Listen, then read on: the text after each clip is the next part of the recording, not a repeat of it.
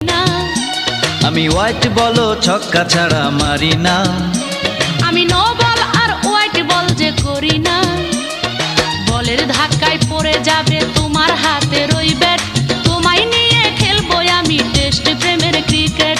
তোমায় নিয়ে খেলবো আমি টেস্ট প্রেমের ক্রিকেট।